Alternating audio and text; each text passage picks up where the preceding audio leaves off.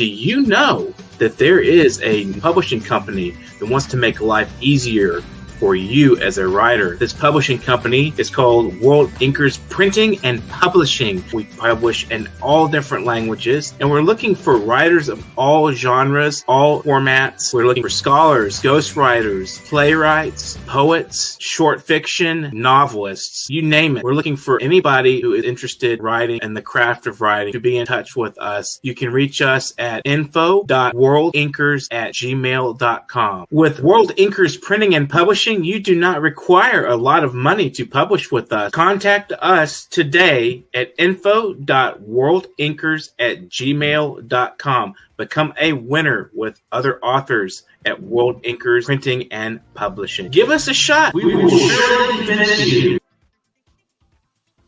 Hello, here we are again with another program of Foreign Policy Review for May 18th, 2023.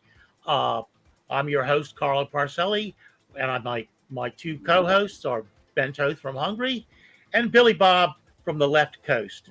And today we want to begin with the Seymour Hersh article dealing with this approach by several Eastern European countries for Ukraine to initiate peace with Russia.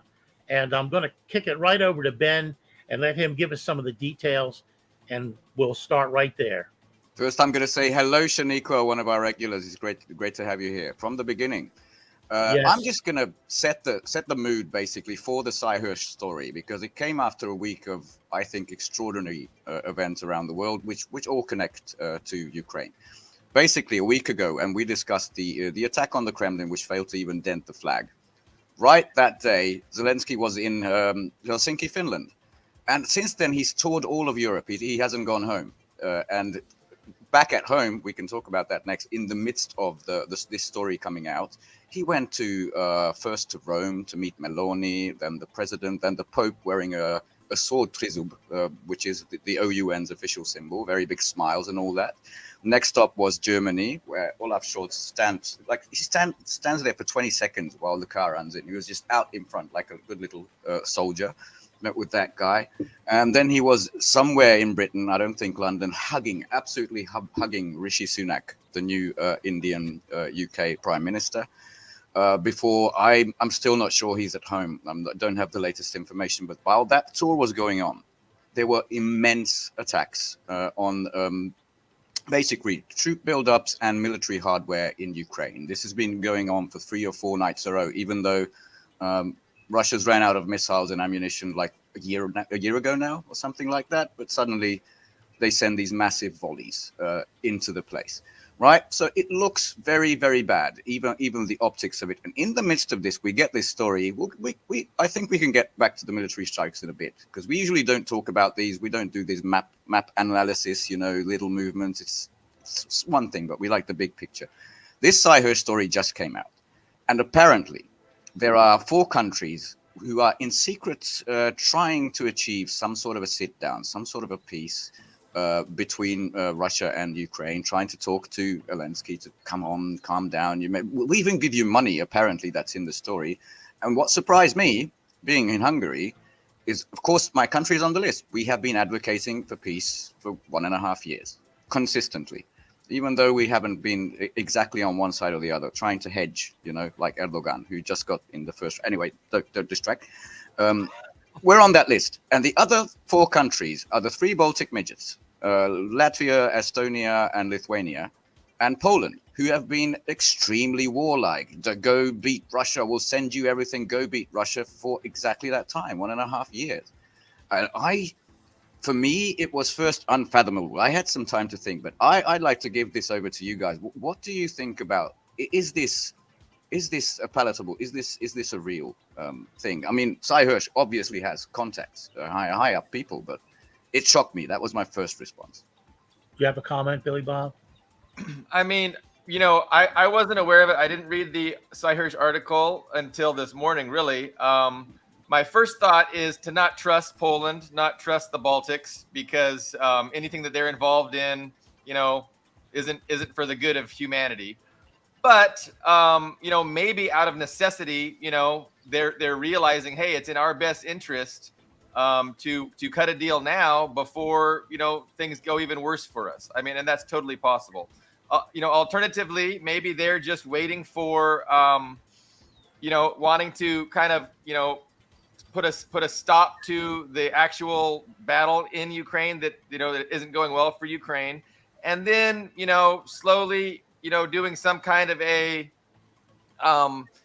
what is that called? Like, you know, the original plan before Russia invaded seemed to be to, you know, allow Russia to go in and then try and occupy it, and then, you know, subversion, low grade war. I can't.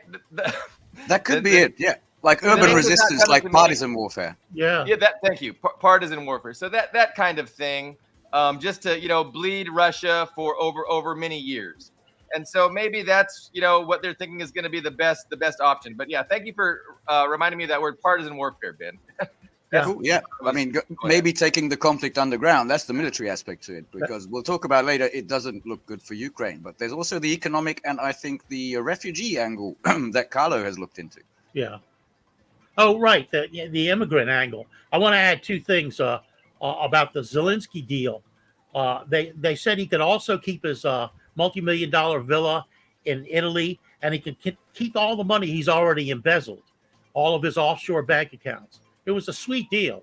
If I were Zelensky, I'd take it. You know, I'd want to change my T-shirt sometime. You know, it's like, good Lord, he looks terrible. He's doing so much coke. Jeez. That's the thing. But anyway, I'm losing my train here. That leads us to another element that I wanted to introduce into this story about peace talks, and that's the Chinese, because what's occurred simultaneously with the Balkan countries and Poland and Hungary supposedly entering into these loose peace negotiations, or insisting upon, with Zelensky, peace negotiations, is the Chinese have stepped up their efforts to do so, and they're I don't want to get his position wrong, but he's an ambassador for the Chinese. Li Hui is meeting with the foreign minister or actually it probably has already met now with the foreign minister of Ukraine, and has plans to meet with Zelensky, I guess, when he gets back into the country. And so the Chinese also are now involved. So there does seem to be some kind of movement. Now we can go into carry the conversation into the gamma ray situation after the large explosion at the Khmelnytsky ammo dump that theoretically was released gamma rays into Ukraine, and is now, because they're being carried by the winds, have now entered into some of these countries. So it's like you're not only having an influx of immigrants, but now you have an influx of radioactivity, theoretically. And I think Ben can really comment on that. That was a lot. The gamma we can get onto later, because a lot of people have a lot of different takes on that. But I checked into some hard data, and at least you actually said it pretty well. I'm going to try. The Khmelnytsky area, it seems to be very real. But before that, you commented on how Zelensky looks, and I checked every step of the way, like in Spain, in Germany, and then in England. He's, babbling about, there's nothing in Crimea, it's all gone, there's no tourism, no industry, and he looks terrible. He's falling apart in front of our eyes. That is very, very true. And by the way, for the last 2 or 3 days, I haven't seen him anywhere. I don't have any comment on the location of this guy. I don't know where he is. There's people, doing some speculation, but I'd rather not do that. So, yeah, apparently he's going to go back to meet this Li Hui guy, which is going to be, I think, fantastic, which is not the only peace proposal either, because Hungary completely embraced the Chinese peace proposal, which got us into hot water. Our relations with Ukraine are down the drain, since one of the leaked documents came out that not only did this guy plan deep attacks inside Russia, but he planned to blow up the Druzhba pipeline, which supplies Hungary, Czech Republic, and I think through us, Serbia. And and he said this, one of the leaked documents, which was in, I think, the New York Times or WAPO, that it was to destroy Hungary's economy. You can imagine how we take that. So that's how we factor into this. We're very angry about this. Okay, peace plans. Lihu is one. Now there's an African group of countries who are sending delegations to Moscow and to Kiev, and now the Pope, who had some very rough comments in the magazine of the Holy See of the Vatican about Zelensky being there, and he broke every piece of protocol. He sat into the Pope's chair. He was just standing around in ordinary garb, and there's some other guy, a big gray guy behind him. You could see on his face he was disgusted by Zelensky. And he is planning something. And Zelensky's immediate response while he was in the Vatican meeting with the Pope was, we don't want, what do you call it, these mediations. No. We want a peace plan. We want a peace plan that doesn't involve Russia. We already have this 10-point peace plan. And the latest that I got from his media, the Kiev Independent, was it should be at the G7 in Hiroshima, where your Joe Biden is. And he's not going anywhere else, apparently. He had a tour of Asia. It was cancelled. But it should be there without Russia. Okay, so for me, I understand Hungary. These three little midgets, the Baltics, if you look at the UN numbers of refugees, because that's another factor that hurts the economy, they don't register. Poland does. 1.5 million Ukraine refugees are there. They're a drain on the economy, which is already very, very bad. I read this story. Don't know if you know, in Hungary, there's a lot of petrol stations, which a year ago were Lukoil, which is a Russian brand. And now they've turned into, I forgot the name, but something with an eagle, Orlan. And they are losing something like 23 million a day, the whole company is, because of the sanctions on Russia. You know, that country is not looking good economically. That's that angle. There's a military angle, there's the economic angle. So I can imagine them, not the Baltics. These guys are destroying Soviet monuments. They're rewriting history books, burning anything that's Russian. I don't understand if there really is something like this. But as for China, they created peace in the Middle East. I mean, if someone can do it, they can do it. I mean, imagine Saudi Arabia and Iran and now Syria back in the Arab League, even though they were warned by all the US representatives that it would be a mistake. We're upset with this, to return Bashar al-Assad Syria to the Arab League. I think their lawmakers want, of course, their regular answer is to sanction people who want to normalize the relations. So if someone can do actual negotiation that involves Russia's concern, that involves Ukraine's concern, and maybe last to a longer lasting peace, it should be Li Hui's team. And he is, just one final comment on that, he's actually touring Europe, including Hungary, and going to Moscow as well. So he's going to talk with every player here before there's anything done. This isn't immediate. He's the one that was the former Chinese ambassador to Russia, I think, right? For 10 years. He has the Order of Victory, the Order of Friendship, given to him by Vladimir Putin. And before that, about 15 years, that was the Soviet Union Eastern European specialist, which later became Central Europe, Eastern Europe specialist. That's the guy. That's Chinese diplomacy. I love it. That's who they're sending. Jimmy Dore did a really good little episode on how the U.S. response to these peace initiatives. And they actually captured a quote from some U.S. official saying that, you know, their outrageous peace plan, like that we're totally opposed to peace. Like peace is bad. And I forget the actual quote. Even a ceasefire. It was like a 7-minute Jimmy Dore clip, and they were complaining about how there's pieces breaking out between Iran and Saudi Arabia, and how China is trying to get peace between Ukraine and Russia, and how bad that is. That's just awful. It's a threat. It's a huge threat, Ben. Yeah, you don't understand. Our national interest, to our national interest, peace is a threat. That is what the U.S. has become. It is late stage of empire. It's sort of the history of the U.S. in a nutshell. I mean, they've been involved in destabilizations that forever. I mean, and of course, since the Truman administration codified the CIA, it's just been since World War II, definitely. Yeah.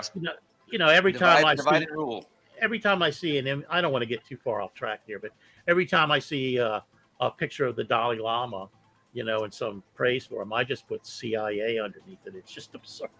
I mean, it came out several years ago.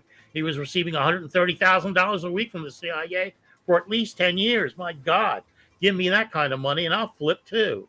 You know, It should be tattooed on him somewhere, as well as Yomni Park and, you know, the Venezuelan guy, Guaido, these guys.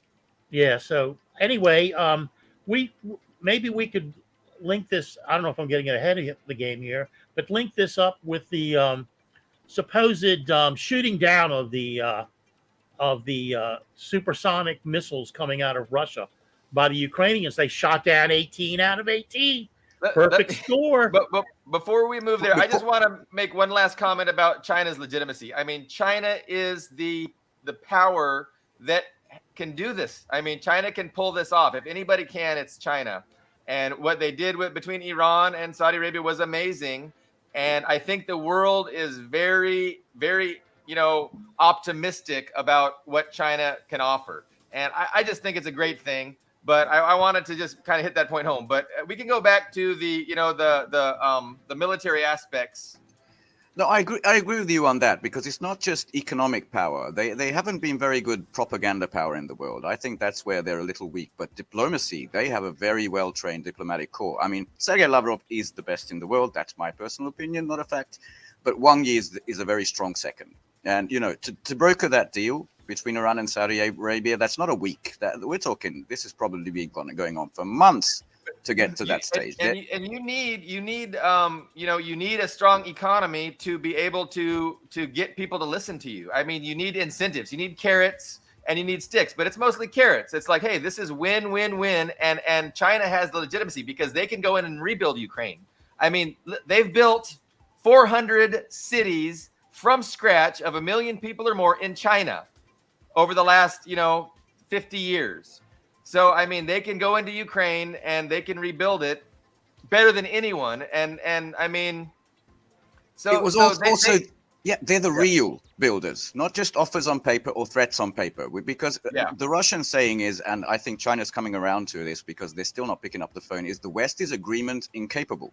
Even if they sign something, even if we have a verbal agreement, there's no incentive to keep it. China says we're going to build this, and it's built. And the latest is they had Pakistan and China, basically through the BRICS mechanism, is going to rebuild Afghanistan. Because like what US built 20 schools under the 20-year occupation. They're gonna build thousands, and you can already see it because they have this legitimacy, because they've proven it already. Right, and the U.S. is going to do its best to sabotage. The U.S. is going to sabotage and undermine and try and tear down what China is hoping to build, and that's just what's going on. It's been going on for a while. Yeah, and wreck. But the most of the world has very, very fastly. It's not just the banking crisis, the de-dollarization, but very fast thrown its back towards the U.S. It's been too many since World War II. Too many years of all these promises or all these threats, and they just had enough. We have to survive somehow. The antithesis to the U.S. doctrine is development, peaceful coexistence. That's what they have to do to survive. Yeah. So back to Ukraine, Carlo. You guys want to talk about the I can't remember the term, but the supersonic missiles that Russia fired on Kiev, and that the Patriot missiles, even though one of the Patriot missiles launching pads are part of it because it's spread out, was damaged or was ruined, they shot down effectively 18 out of 18 of these hypersonic missiles. And even though their own military representatives for days were claiming that the original claim that a hypersonic missile had been shot down the week before, the Ukrainians themselves were denying it. And now they've been forced to accept that this perfect score of 18 out of 18, when in fact, if the Patriot missile launching pad was indeed harmed or destroyed, I'm sure it wasn't just random shrapnel. I'm sure it was a hypersonic missile. So any comment on this utter stupidity? It just reminds me of everything that comes out of Ukraine or the United States. Just lies, or Britain, the British press. Lies, lies, and more lies. That was the story every time with every attack. And that was supposed to be the story this time. This was not last night, but like 2 days ago, two days ago in the evening hours.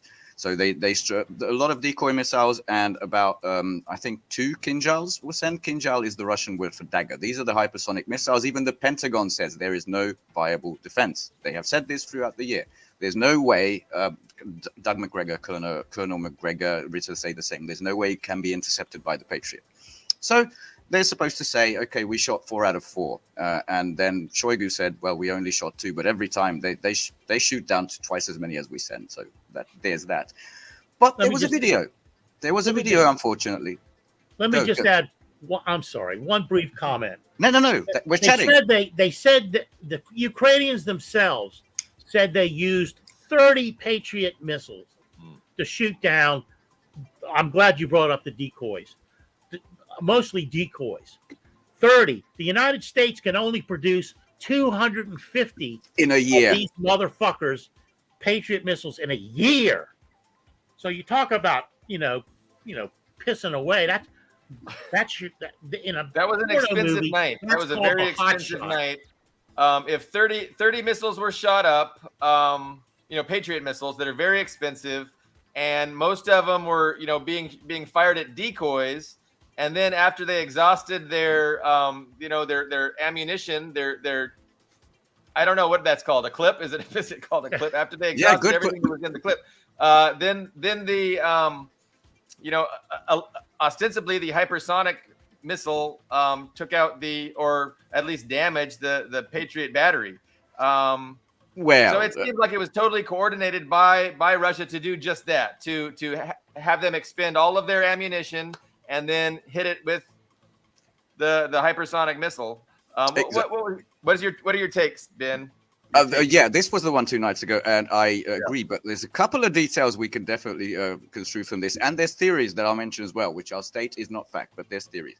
So one was there was obviously, this was 2 days after Klitschko showed the other Kinjal, which was some sort of small missile. The Kinjal is like 14 meters long and 2 meters wide. It's a massive fucking thing. So what he showed is not that. There's been no evidence of 2 nights ago of any casualties, of any basically no evidence of anything shot down. They haven't shown it. They haven't shown a down Kinjal anyway. It's just saying. Right. So if you can't win a real war, win an imaginary one and pretend it's a victory. That's why, what was it 2 days ago? The main 14th or 15th was now the Air Force Air Defense Day in Ukraine. That's what they did. It's insane, but that's what they're doing. But there was this video that you saw, like I think 30 shots under like 2 minutes, like insane amount, and then the object being destroyed. Now, a battery has a lot of these launchers, but it also has the radar system. That's the heart of it. And according to Brian Beletic's latest analysis, that most of that battery was taken out. And from the, I don't know which it was, maybe the New York Times, maybe some other, that even the Pentagon is saying, yeah, it was damaged. Not destroyed, but damaged.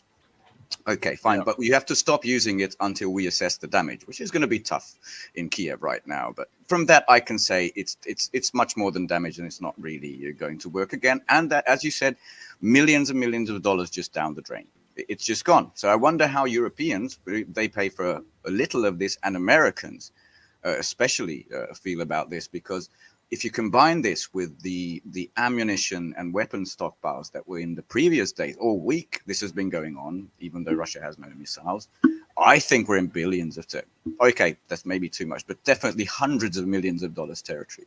Because if you saw a couple of days before that, this was in Pavlograd, and the one you mentioned, the Klemnitsky, and the third one, I think Ternopil, where it was almost a mushroom crowd. It's shot from maybe a kilometer away, and first it goes up to this high, and then there's the shockwave, and you can feel it in the video, and then it just goes up. Like it's nothing I've ever seen before. It's not just one of those these guided bomb explosions, but tons of material just going up. And the Patriot is the latest, but what really hurt this time is that video. Because they're supposed to shoot everything down, and it didn't cost much. But this video came up, and Ukraine has since arrested 6 bloggers and made one of them to apologize for shooting that video. She didn't know what was doing. She posted it on Telegram. I'm sorry, because the story was supposed to be Alinsky's official statement. Things can turn around. Miracles can happen. We can defeat Russia. Look, we shot down everything. That's what it was supposed to be. But most of the world paid attention, saying, well, That doesn't seem to be the case in this video, because after that, there's 2 blasts, exactly as many Kinjals were sent. There's 2 blasts at the end of that video. And suddenly, Raytheon, who makes these bugging things, went down 7% overnight. So I think the moneyed people were paying attention, and this is something like the worst advert in the world for American military technology. And this, again, that was theory. Again, this is not fact, but there's 2 things that came across me. I can't verify them.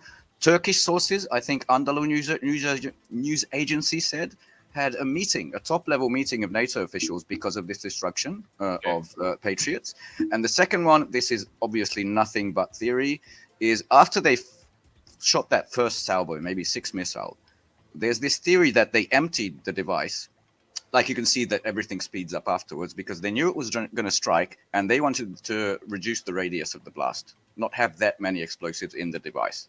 These are the 2 things that I can't confirm, but I have seen these. So I think massive humiliation for Raytheon, for the so-called super space age American technologies in warfare, and a huge face to the wall for the Zelensky regime. And I think there's one word that Western people ought to get in their fucking heads about this, and that is attrition. When you shoot 30 Patriot missiles, it's like Zelensky sending more and more troops into the only open road into Bakhmut, or semi-open road into Bakhmut, to get slaughtered, and several other regions on the so-called stalemate on the Eastern Front. The attrition rate is horrifying. I mean, even in the leaks coming from the Pentagon a few weeks ago, 7-1. So, same with Patriot missiles. It's a mechanical war of attrition. Billy Bob. Do you guys have on the top of your head the price per Patriot missile? Do you remember that? I remember it was somewhere, but it was in the millions. And then just contrast that with if Russia just sent over a bunch of the Shahed drones from Iran, which are like what, 20K or something to build. So that's what you're doing. You're losing $10,000-$20,000, and the enemy's having to fire a multi-million-dollar missile to take it out. So that's unsustainable for the West. So it's 400 million for one of the launcher systems and 690 million for a full battery of the missiles, of the projectiles. So that was shot up, $700 million into the sky, and probably you're landing as debris, but those things happen all the time, and then they blame Russia. Amazing. I thought my 30th birthday was expensive, but it was a really cheap affair for this. So ending it a bit of a funny note before we go to a hard break, which should be somewhere about here, and then we'll get back to you, I think, with Bakhmut, which is 99% Artyomovsk now, so really no longer Bakhmut. Yeah, I'd like to come back. I have a theory about Prigozhin. There were 2 interesting psyops that we can get back to with Prigozhin. So we're ready to go to a hard break. If MUTIU, are you ready?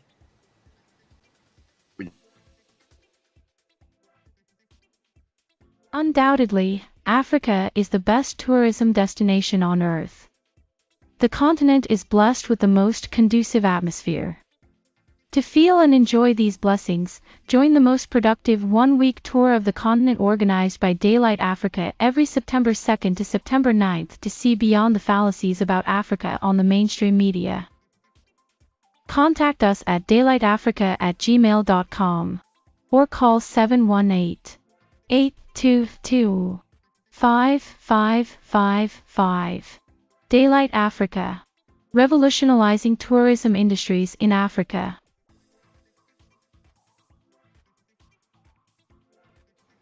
Well, as we all may know, Prigozhin, I can't remember his first name offhand, but he is definitely on the outs. So TASS has been forbidden to publish any of his diatribes, and I have a great deal of sympathy for him and the Wagner forces because of the way this war of attrition is being fought. And if look at it this way, the Wagner group has really done most of the grunt work In Artemovsk. In Bakhmut. Bakhmut, yes. Of course, the artillery barrages have been the big story. But he's in a situation where if there not had been this notion of attrition that is sucking more and more Ukrainian troops into what's being unfortunately called the meat grinder, which has literally killed tens of thousands of Ukrainians, it would have been over a long time ago. You wouldn't have had a month, 10 months now, or whatever it's been, a situation in Bakhmut. They would have seized Bakhmut in much less time if they had cut it off, been allowed to cut it off, which have done several, not theoretically, but practically for several months now. I mean, with the artillery barrages, you can stop that kind of infiltration. But the Russians, somewhat cynically, have been allowing Zelensky to put more and more forces in, putting more and more pressure on the Wagner group, and putting Prigozhin in his position where he's kind of a Sisyphus. He can win Bakhmut, but he's just the next day he and his people are going to have to go back into the field and win it again. And I think that's getting to him. It would get to me. I'm just speaking at a personal level. But he's not articulating it well. But I think that's what's going on. People want to call it PTSD, but I think that's what his breakdown is all about. It's like he's doing his job. He could basically have his job done months ago, but the way it's being handled by Zaluzhny and his people is no. We're gonna keep it open somewhat. We're gonna, back off a little bit. Let more Ukrainians come in, and then you kill. And we're gonna basically kill most of them with artillery, and then you come in and mop up. It's got to wear you down. I mean, I can't imagine. I completely agree. If you've looked on Telegram channels and the videos on the ground, it's absolutely horrendous. But what Russia is doing, you can also see this on Telegram channels, is there's still people in those basements, and they're rescuing them, and they're sending them back and giving them clothing and food and shelter. So that's happening as well. That's why we're going building to building, and they still find people in those basements after how many months? It's like civilians. Years. Like civilians, yes. No, and I had no idea. And they didn't want to go to Ukraine. I can send you videos with subtitles, like reliable subtitles. It's just amazing. Because I read this. This is going to be more poetic because Russia doesn't want the Russian person, the Russian soul, isn't going to Ukraine because they hate what's in front of them. They're going there because they love what's behind them. I found that beautiful and poetic, and that has always been the case. The people of the Donbass, to keep them safe from shelling, that is the cause. When it comes to the meat grinder, it's a bad word, I know, but it's the reality that even the Kiev Independent calls it that. Yeah, people saying who are doing these maps, Kiev accounts, NAFO accounts, Bakhmut holds every day. I've seen it. Bakhmut holds. It would be a huge shock to them to say Bakhmut is lost. So they send in what they can. I mean, the latest I've seen from Bild is 1%. Of Bakhmut holds, which means it's in Ukraine's possession, which is something Prigozhin calls the domino region. He's taken the nests. I don't know this lingo. I just follow it. But I think he's reluctant to just take it all because Zelensky is psychologically incapable of letting it fall and regrouping and saving lives. And he's going to surrender. Like, what are the latest numbers? I heard this is from your presidential candidate, RFK Jr., is 300,000. I've heard more than that from Scott Ritter, from Douglas McGregor, who have way more sources, way more accurate way of calculating it. 300,000 military-age people dead. That's a catastrophe for the country for decades and decades to come. But that's unfortunately what Zelensky decided to do. It's obviously not. By the way, you mentioned not Syrskyi, he's the ground forces one. I've seen him about recently, but Zaluzhny, I haven't seen Zaluzhny for over a month. Like I haven't seen any appearances of that man. And then someone put up, he's at a wedding, and it came out that wedding was half a year ago. So I don't have any reliable info on that. But that is Bakhmut. Well, unfortunately, not just psychological, but a real. That's the issue. So Ukraine needs symbols. We won this. Look, we put a flag here. Russia doesn't need symbols. It doesn't need to take land. It wants to destroy the enemy military. It's demilitarization and denazification, and they're doing it stunningly. So it surprises me. Sorry, Billy Bob, go on. Those are two important stories. One is the cynical use of Ukrainian blood on the side of the West, which includes Biden and Zelensky, to just that's what their strength. Their strength is their number of expendable people, because they don't give a fuck. They don't give a fuck about the Ukrainians. And especially because, a lot of those conscripts come from East Ukraine anyway. And they're like, good, kill them, let them die. I mean, that's the attitude. That's the reality. So yeah. Sorry, and Transcarpathia and the Hungarian ethnic people in the western part of Ukraine. They're being... Here's the amazing reverse psychology that Zelensky is doing. He's saying the Russians are using human wave tactics. It's absolute projection. And then he said... somewhere, I don't know if it was Rome or Germany, but he said people are lining up to sign up for the war in Ukraine, but the Russians are forcibly conscripting people. And we've seen these videos every day of people being just captured and being put into a van. And that's what he's accusing Russia of. It's always what you're doing. Just put that onto the enemy. So that's a very important point to highlight. The cynical exploitation of Ukrainian blood. I mean, it's awful, but it suits the U.S. because it's gonna be able to develop enmity and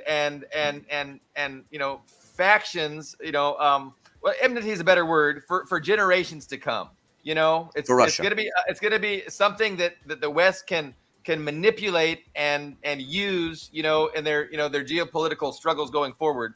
The fact that, so many East Ukrainian and ethnic Ukrainians or other ethnicities are being maimed and killed. But the other issue is the Prigozhin, Prigozhin spat with the, Russian high command. Valery Gerasimov, yes. And that's a problem. I mean, that's not good. That's not a good look. There's no good way to spin that. It's just all bad. Okay. And it's hard to take sides. I know on my Facebook, a lot of people side with Prigozhin, and then there's people like Scott Ritter and others that kind of are on the side of the what's the Minister of Defense? Well, the Chiefs of Staff, the General Staff of Russia. Yeah. There's Valery Zaluzhny, he's the big puncher, and then there's Sergei Shoigu. And you're right. Yeah. I have a take on this, which again is theoretical. So let's put the label on that I'm speculating. But I've seen these videos. There's even memes, by the way, of Shoigu looking out an airplane into the night sky, and then Prigozhin appears. Shoigu, where's my ammunition? That thing projected onto the airplane. Like, he's become a meme being so angry. We've seen him with body bags and all that, right? And he's yelling personally at these people. But there's also other psyops. Apparently, it was leaked. This is a Ukrainian source that he offered to exchange Bakhmut by telling Ukrainians people where the general forces, where the Russian armed forces were, which that gave it away to me. This is a site for me, theoretically. This is aimed at the Western Ukraine. This is a confusion tactic. That's why Peskov was asked about this, and he said anything that relates to the SMO, I can't answer, no comment. Because I think it's meant to just, all right, you want to send more people? Look, we're out of people, we're out of ammo because the Zaluzhny is not giving, not Zaluzhny, but the Shoigu is not giving it to us. Now is your time. Go on ahead and strike. I think there's going to be, in a couple of months from now, there's going to be an award or something for you played this role perfectly. Because a lot of the people, Russians wear masks. They can't be identified. So there's one mask for the whole, one face for the whole operation, which is Prigozhin and his Wagner boys. He has become the face of the offensive. And I think Russia wants to use that asset to its maximum potential. Again, I don't have sources in the Kremlin or the Russian armed forces. That is the theory I'm working with currently, because it really looks like that to me, because the outcome is always plus, even when they say they're out of people and ammo. Yeah, I've heard that. So ostensibly, it would be nice if it turns out that Prigozhin was, playing a role, and it was part of a coordinated psychological operation in order to, benefit the Russian strategy. I hope that's true. I don't know if you know Ramzan Kadyrov. He got a horseback from sanctions somewhere in Western Europe, and he didn't have to pay a price for it. There was also this other psyop that apparently, and this was according to that head of national security, the Danilov guy. That's not the little spy guy, but the big guy with the glasses, a very horrible guy, Ukrainian guy. Yeah. And he said Putin is apparently absolutely terrified of Ramzan Kadyrov. Now, if you believe that, then I have a bridge to sell you, as Alexander Mercuris likes to say. They are trying to put these divisions in there, which are just not there. Well, but I mean, I see that. So, but I think that there's actual divisions, and those actual divisions are being exploited. And I think the leaked document saying Prigozhin was, trying to tell Ukrainians where the Russian forces were, I think that's obviously an attempt by the Ukrainians to exploit the existing divisions. And then same with the thing about, Putin and Kadyrov. I mean, I think that's, a cynical, opportunistic, exploitation of actual existing divisions. But, I don't know. I mean, on the other hand, you're right. Yeah, I think Goebbels said it right. The best propaganda is that has a little kernel of truth in it. That's believable.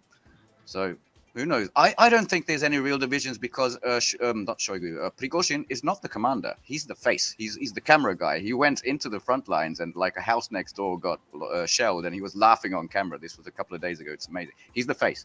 The actual commander we already know is General Surovikin, General Armageddon. He designed the meat grinder, and then there was this other guy from Russia who got they say dismissed, but he was transferred under the commander Surovikin. So I think the whole Wagner group is very much under the Russian Central Command, but there might still be some little differences there that they are exploiting with this. I think war propaganda again.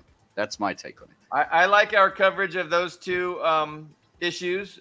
Carlo, anything to add? Because we do have elections to discuss. Elections. Ooh. Elections where? Here? At home and in Turkey. Turkey, Thailand, and then the Durham report. Oh, and Taiwan too. They're a little bit off though. Taiwan. They're a little bit off. So if I can add a little cherry on top of this, like I said, I think I wrote this sometime earlier, and I know it wasn't this scale of a conflict, but I remember during the Chechen wars, right, that this is going to, what you said, this will seed animus for generations to come, for 50 years or for 100 years. Look at the Chechens now.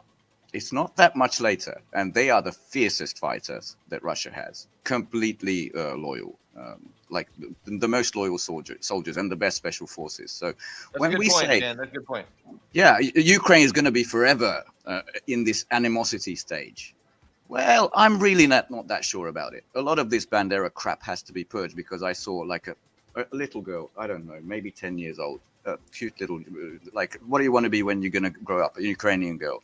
I want to be a sniper so I can hunt the Muscovites. So this hasn't started 2014. This has started much, much earlier than that, this horrible seed. But it has to be extinguished. And then basically, as Shanika said, time will tell. Yeah, and thanks, Shanika, for giving us the first name of Prigozhin. So yes, Yevgeny, but which is Eugene, by the way, in English. What's that? Yevgeny is just Eugene. He's Eugene Prigozhin. Oh, okay. So I really don't have too much to add. I will say that the propaganda. It's fortunate that people like me in the United States don't count for anything because we're so easily propagandized.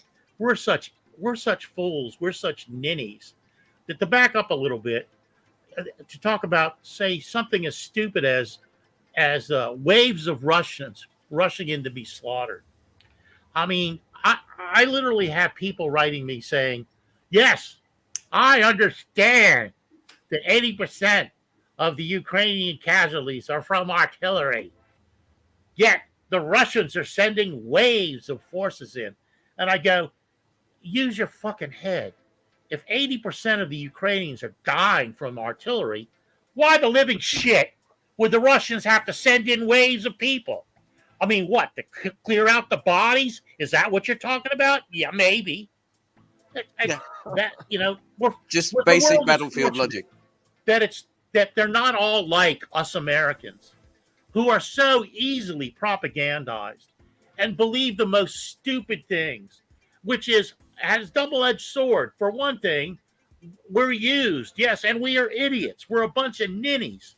But on the other hand, the more ninny you get like these people, these fucking virtue signaling assholes in the U.S., the less important, the less you count. You don't matter. They've got you. They fucking got you right where they want you. So, cognitive. About all the psyops going on, with the Russians maybe to sort of throw off balance the Ukrainians. But when the bottom line comes, when we're dealing with Americans, you're dealing with people who have no say, are absolutely useless. Look. And I just wanted to throw my 2 cents in on that. I don't know if it has apropos of any goddamn thing, but Yes, it sure it does. frustrates me every week when they threaten to kill my dog. I can I don't illustrate even it. have a dog, but they threaten to kill it. And unfortunately, you're not alone. Even most Hungarians who consider both opposition media and the government media as both propaganda. And right now it's Thursday, so Russia's going to take over Europe. But tomorrow, Russia's going to be this weakling power who can't even shoot, right? And they believe these two things simultaneously, as do Americans. That's cognitive dissonance, isn't it? The belief of opposites. Like, China's going to collapse any day now, but then we have to fight the chip industry because they're going to outperform us like easily. I don't know how they get away with this. I don't know where the critical skills have gone. And by no means is this exclusive to America. Well, 200,000 Ukrainians are supposed to, 200,000 Russian dead. That's the figure that these people are trying to pass on me. And then the whole notion that China is somehow suddenly an enemy it's staggering to me how, it just takes CNN and CNNBC and Fox and all these other shit-faced liars from the Washington Post, New York Times, whatever you want to cite, Los Angeles Times, Chicago Tribune. It's just that's all they have to do is to turn people. Turn people into hating China. Why do you want to hate China? What is going on in your brain? Do you feel China is suddenly an enemy? And Taiwan is a separate country and all this other nonsense. It's a Western democracy, don't you know? Yeah, at work. It's like I quoted Alexei de Tocqueville the other day on Twitter, and I said, Alexei de Tocqueville, this was 1826. I think it's 1826. He wrote, "There's no population with less independence of mind than Americans." He wrote that in 1826. It was true then. Wow. It's still true now. And this is how stupid it is. People read Democracy in America and they think it's a great paean, a great hagiography of the American political system. No, it's a condemnation of it. They don't even know how to read the fucking text. So anyway, I'm sorry. Thank you, Carlo. I love your propaganda definitely works, and it definitely works on Americans, and it's insidious, and it's created a country of confused people. We are definitely subdued. So I did want to touch on elections shortly, briefly. So we talked about Turkey last week, and maybe even the week before about this upcoming election. So apparently, Erdogan got more than the opposition, but it wasn't enough more to avoid a runoff. So there's going to be future elections, and Erdogan has outright stated that there's Western meddling trying to get him out of office, and they're rigging it against him. But we'll see what happens. So I don't know what the timetable for the runoff election is, but Erdogan, it's going to be him and the opposition. I think just the two of them. Yep. Basically, it depends on who the third guy, those voters go with. I hope it's going to be Erdogan, and I say that as not an Erdoganist. Like 5 years ago, I would have been with the Kemalist, who are his opponents. But it's so perfectly obvious if you look at just the covers of magazines these past months. The latest I saw today was the Guardian Weekly, which has a cover about Erdogan and the death of democracy. Is it too late to change Turkey?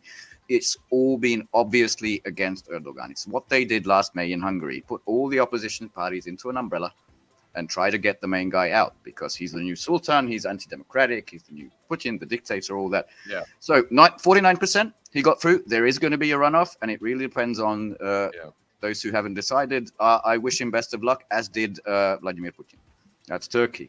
But as you said, There's other changes around the globe. Yeah. When you're opposed by the West, people ought to know that that's probably who ought to, we ought to have hope that they win.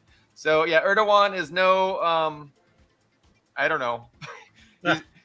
He's no Putin probably, and he was playing both sides. He played both sides for a long time, but finally the U.S. behavior put him, against the U.S. And so now the U.S. wants him out, and they're going to do whatever they can to get him out. And the question is, can they do it? We don't know.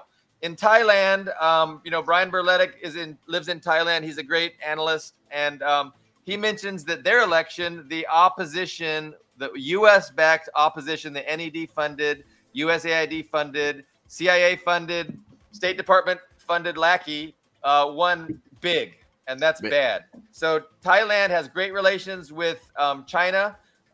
They're forced to have great relations with both countries because it's the reality of the carrot and stick approach by the U.S. You don't want to just piss them off because they have so many ways to undermine you. So the monarchy in Thailand has done a good job of straddling both, parties, but it's not good enough for the U.S. and they got their opposition guy in power. So I'm sure Brian Berletic is going to have some great analysis, way better than we could do on that specific topic.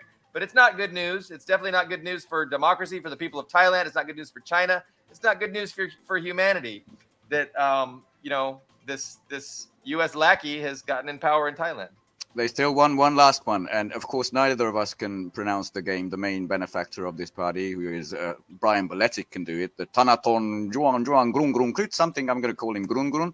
But what I'd like to ask, I think this was pre-show, but you might not have been here. His last two broadcasts or little videos, I didn't mean that in a belittling way. Did he look a little more concerned to you?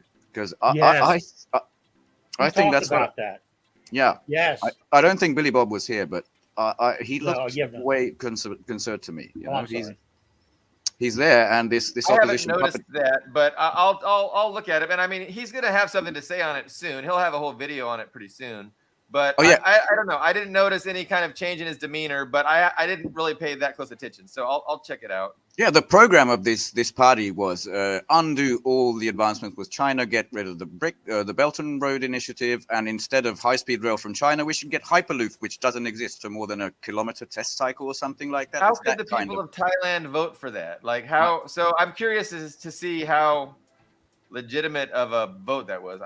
Well, I listened to Danny Haifong and Brian Berletic and another person I don't remember his name offhand, and they were talking about the youth and how the youth is seduced by American culture, and I think that still has a handle on it. I just want to say one thing about Turkey, and that is it's the curse of unintended consequences, and the guy that didn't intend what happened in Turkey is happening in Turkey recently was Ataturk.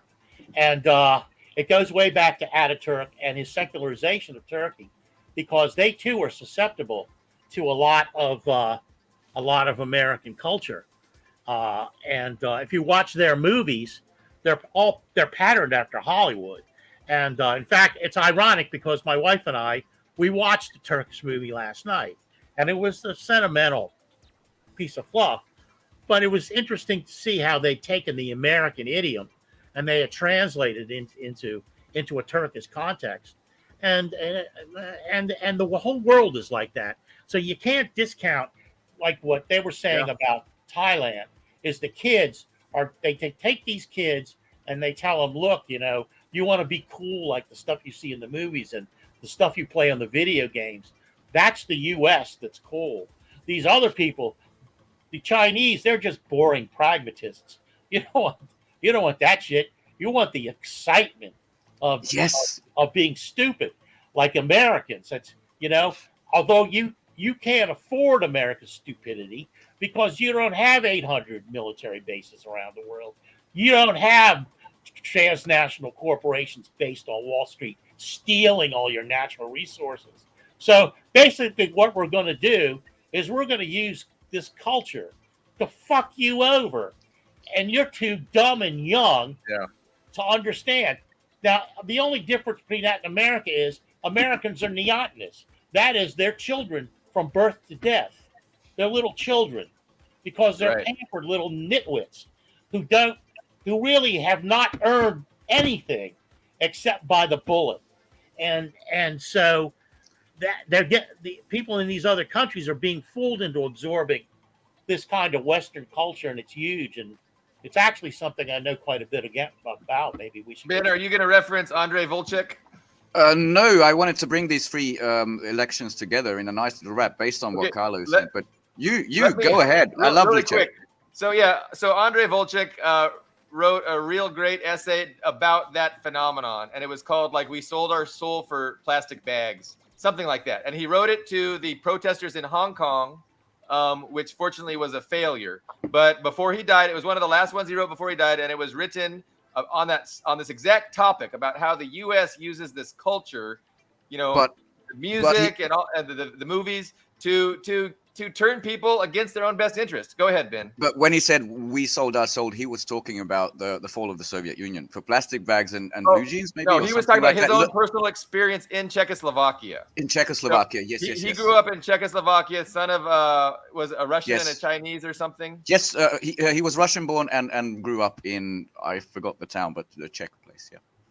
So it was his experience, and he was sharing his experience about how he was enthralled, by this culture, and how he was so sorry that he didn't know any better. It's just a great expose.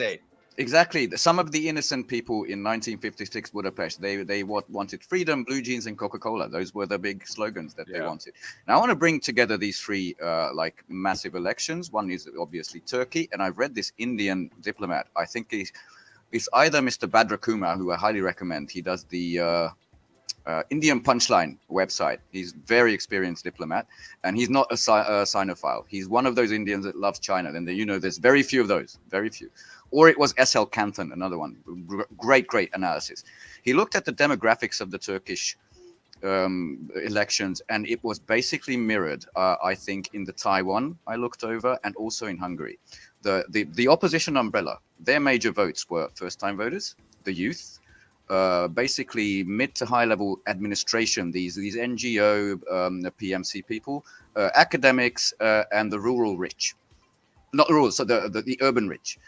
And the Erdogan, or in our case, Orban, or in their case, the previous administration in Thailand, was rural folk, agricultural workers, industrial workers, the majority working population. So you can see that in all three cases. In Hungary, they lost. They won in Thailand. And so far, they haven't won in Turkey, and I hope they won't. I know we have 1 minute up, but I want to wrap these three together. It's so insane. We're different cultures, different regions, but the same dynamics described by Volchek, described by this Indian fellow. They get targeting first-time voters, the young people, the youth, the sort of NGO careerist, those people. Yeah, I thought that was highly revealing. Because it's repeating time after time. No, it's the playbook. It's their playbook. It's their approach, and it's it gives them success. Not 100%, thankfully, but way too much. Way too much. Hopefully, that's another spell that's wearing off. Just like all those color revolutions, many of them have failed, and all those wars. I was just surprised. I was very surprised because I thought people get it. I thought our program has reached enough people where people know. But we still have work to do, guys. Our program is tiny, unfortunately. So let's thank Shanika once more. She's commented all along. Thank you very much for being with us. Thank you very much, Shanika. I just wanted to mention one article that I read was very impressive to me this week, and that's in the Gray Zone. It's called Neo-Terror. The first word's Neo-Terror, but it's Kit Clarenberg, and it's an expose. It's two French fighters went to Ukraine and to fight on the side of the Ukrainians, and they came back with prohibited ammunition, and they're also neo-Nazis. And that she lays out Kit, I don't know if it's a he or she, probably either one. He or she lays out all this neo-Nazi activity that's been increasing since the Ukrainian war has been embraced. And the sense you get at the end of this article is that fascism has already got a strong grip on the West, Very strong. Very enlightening article. I recommend it for anyone. Gray Zone. I'll read that next. So thank you, everybody, and see you next week. Yes. Do you know that there is a publishing company that wants to make life easier for you as a writer? This publishing company is called World Inkers Printing and Publishing. We publish in all different languages, and we're looking for writers of all genres, all formats. We're looking for scholars, ghostwriters, playwrights, poets, short fiction, novelists, you name it. We're looking for anybody who is interested in writing and the craft of writing to be in touch with us. You can reach us at info.worldinkers@gmail.com. With World Inkers Printing and Publishing, you do not require a lot of money to publish with us. Contact us today at info.worldinkers@gmail.com. Become a winner with other authors at World Inkers Printing and